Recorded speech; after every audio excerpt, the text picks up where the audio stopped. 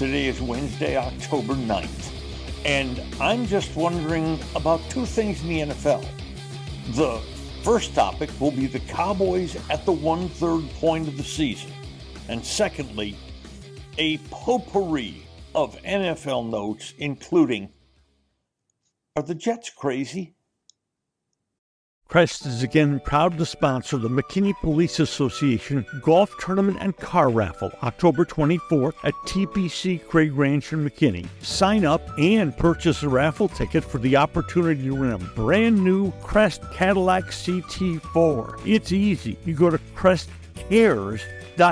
You don't even have to live in McKinney to win. Grab yourself a raffle ticket, sign up at crestcares.com, perhaps win that new vehicle, and do support the McKinney Police Association.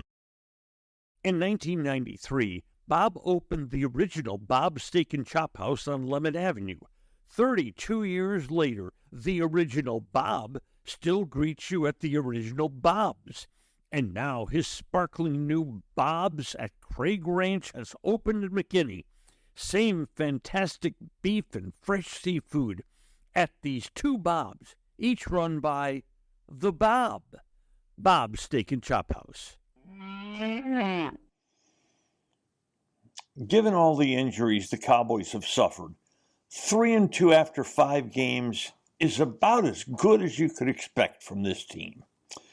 As they head for the Detroit game, which we'll get to in a minute because there's some interesting notes about odds here, as we get to the 1/3 point of the season, let's go through some Cowboy topics. With the rookie Tyler Guyton injured very early in the game against Pittsburgh on Sunday night, the Cowboys decided to move Tyler Smith, the all-pro left guard, out to left tackle.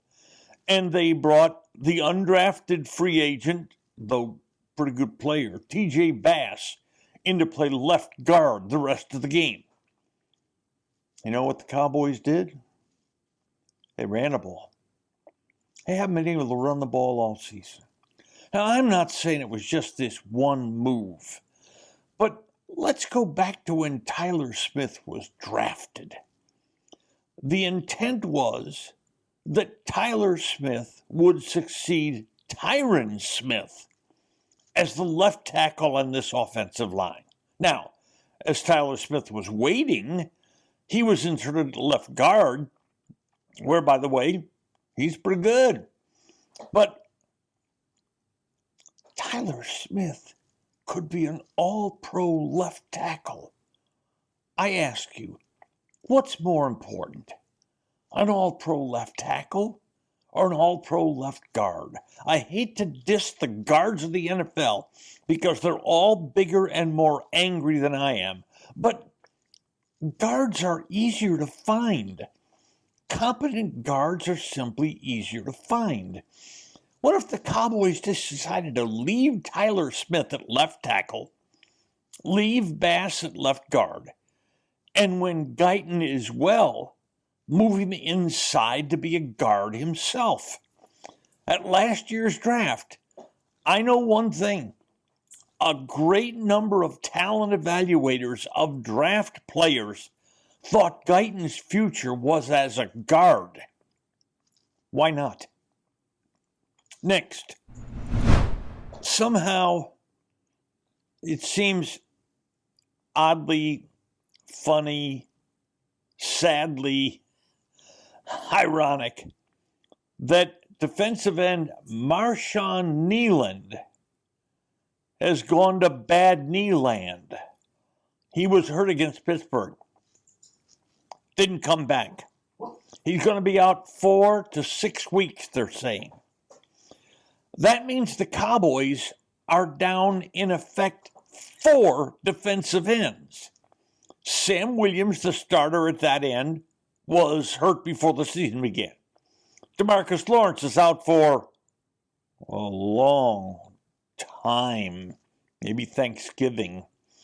Micah Parsons isn't going to be able to start this week. Think of him probably after the bye. And now Kneeland is out, the second-round draft choice, whose future was going to be as the successor to DeMarcus Lawrence at that defensive end position. So the Cowboys are, they're now down to, as the old terminology on the street used to say, they're down to seeds and stems at defensive end. They've got 3 guys they picked up off the street, and former third-rounder Golston, who was a backup player when the year began. You know Detroit is going to go after that defensive line to try to run the football. Next, not only do the Cowboys snatch victory from the jaws of defeat Sunday evening in Pittsburgh, but they may have found 2 important assets.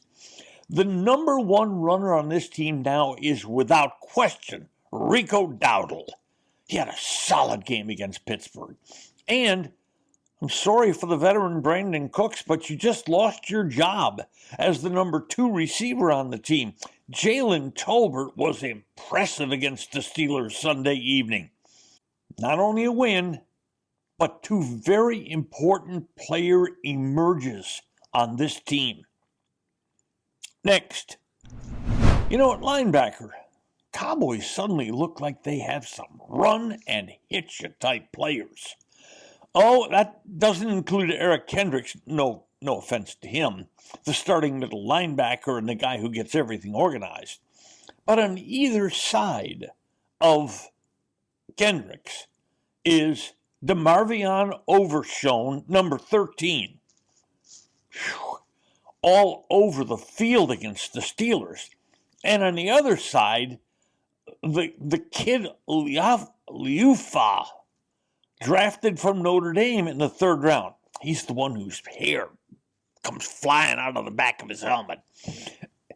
These are 2 impressive kids. Overshown didn't play it down last year because of an injury suffered in camp. So both he and Liufa are basically raw rookies, but they sure look like they're here to stay. And that brings us to the draft the last 2 years. We're seeing the draft the last 2 years provide some really good players. Now, last year's draft wasn't very impressive at all. In fact, the Cowboys draft in 23, for just the 23 season, was considered the least impactful draft in the entire NFL.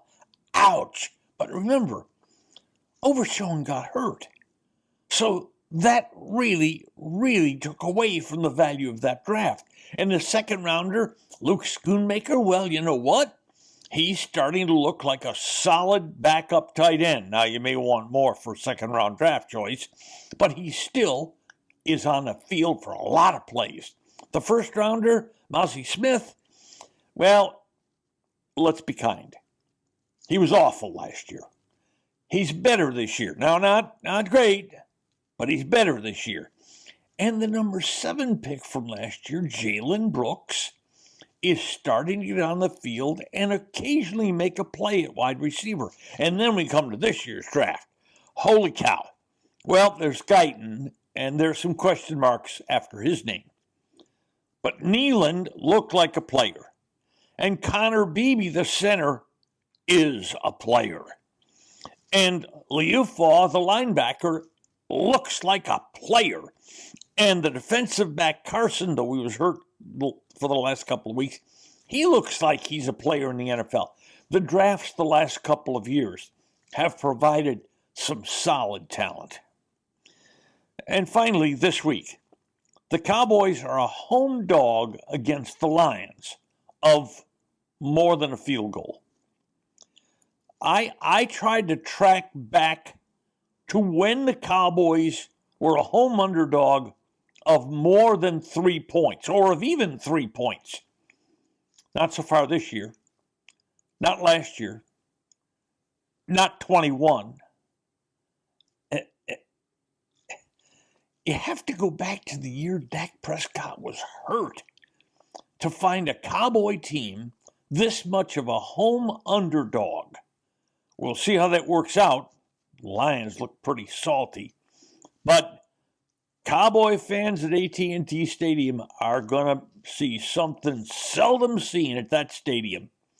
And that's the home team run out on the field as an underdog. Next, a ton of NFL notes.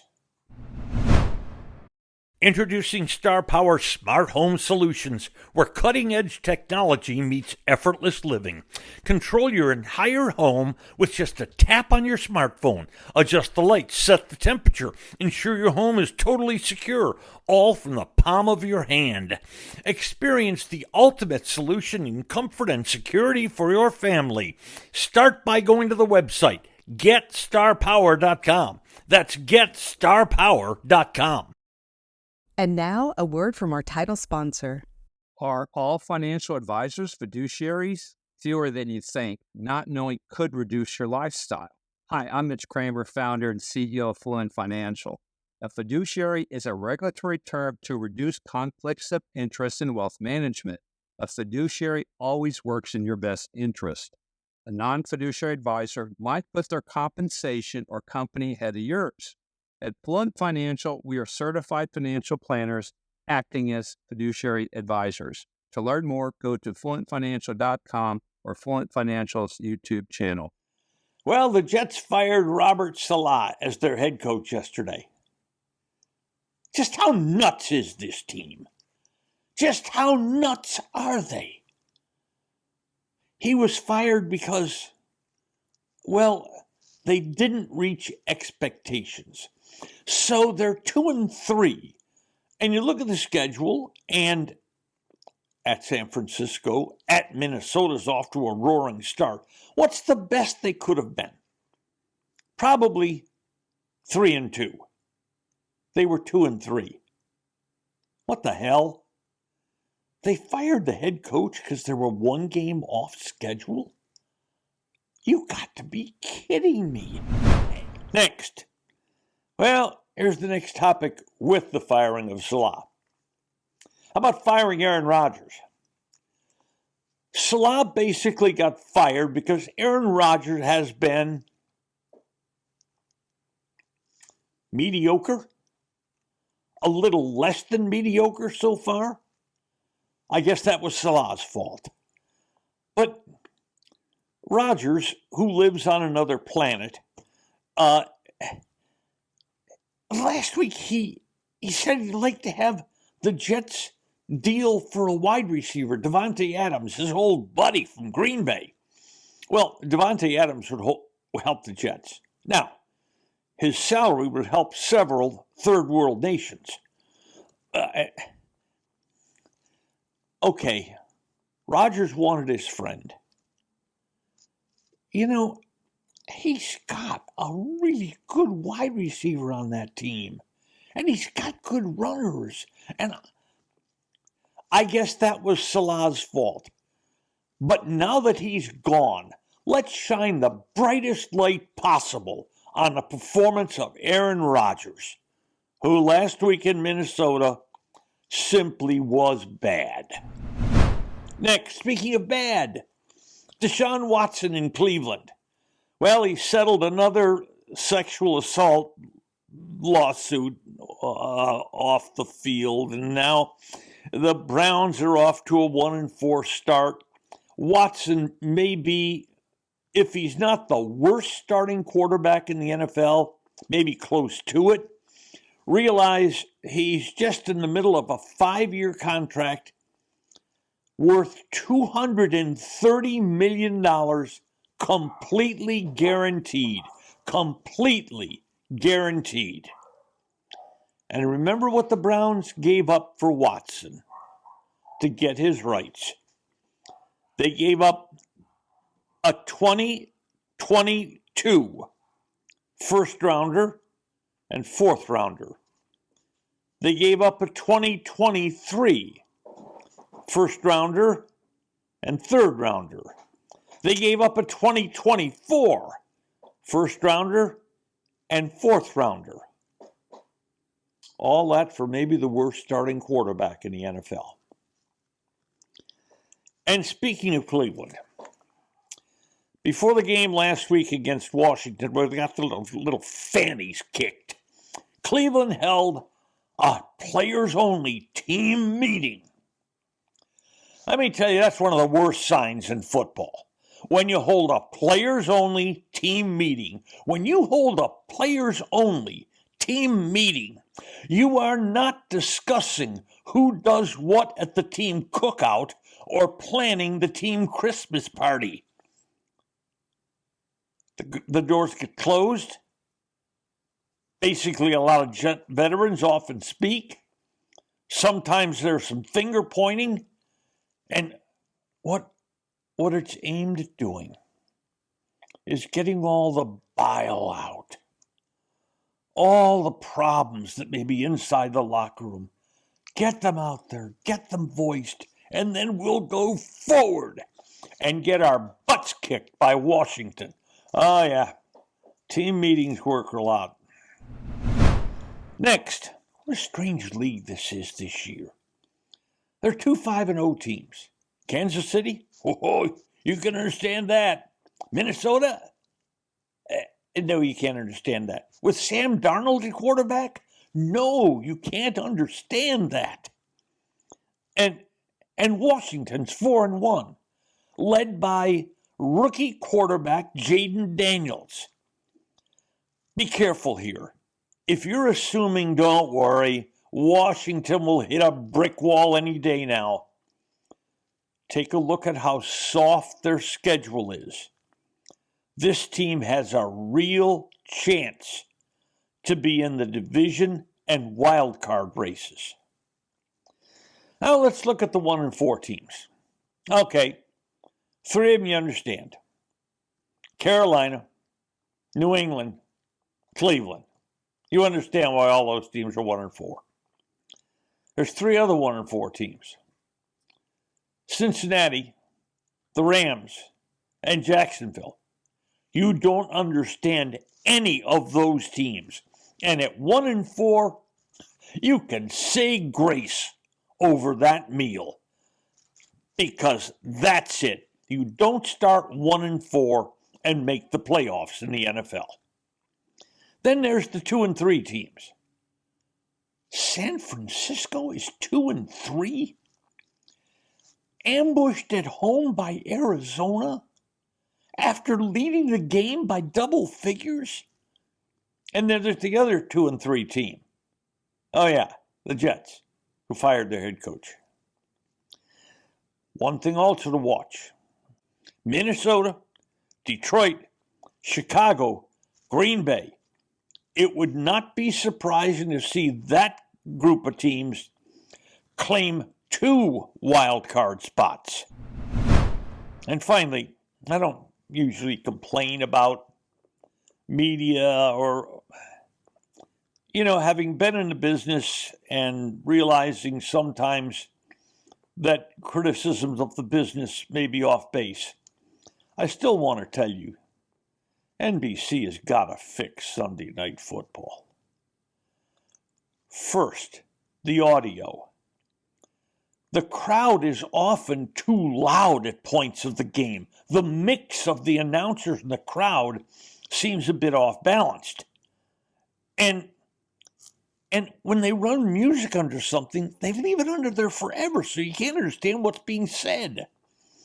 And then on the pregame show, which went for more than an hour Sunday because of the weather delay, they've got 4 people in studio. 5 people in studio. And 3 people on the field, Tony Dungy, between 2 guys, I don't know who they are. And then the reporter, Melissa Stark. So in all, we've got 9 people. NBC virtually never identifies them. They should come back from break and have names underneath for just briefly. When they go to Tony Dungy and those 2 guys on either side of them, I don't know who they are, well, they should have names underneath there to identify them and tell us who the guy is in studio that isn't at the desk, the gray-haired guy. And And then when you go to Melissa Stark, their on-field reporter, put her name up more than you go there. We'd like to know the characters who are talking to us. And finally, I want to go to Melissa Stark. I'm not blaming her for this, okay? But when you've got an on-the-field reporter and there's a significant, more than an hour delay, wouldn't that on-the-field reporter's number one job to be telling us about weather and weather updates and what the league's saying and what the weather forecasters are saying? Instead, we had a shot of her standing outside a closed locker room door saying that the team was in there. No kidding. Today's episode brought to you by Fluent Financial, Retire Sooner, Better Lifestyle. And by Crest Cars. There's good, there's better, and then there's Crest. By Star Power, love where you live. And by Bob's Steak and Chop House. Thanks for listening to today's episode of Just Wondering with Norm Hitzges. If you enjoyed what you heard, please hit follow, and a fresh new episode will be delivered to you every Monday, Wednesday, and Friday. And if you know someone who might enjoy our work, please share it with them. I'm Norm Hitzges, and I'm always just wondering about something. And I'm Mary Hitchkus, and I'm just wondering too.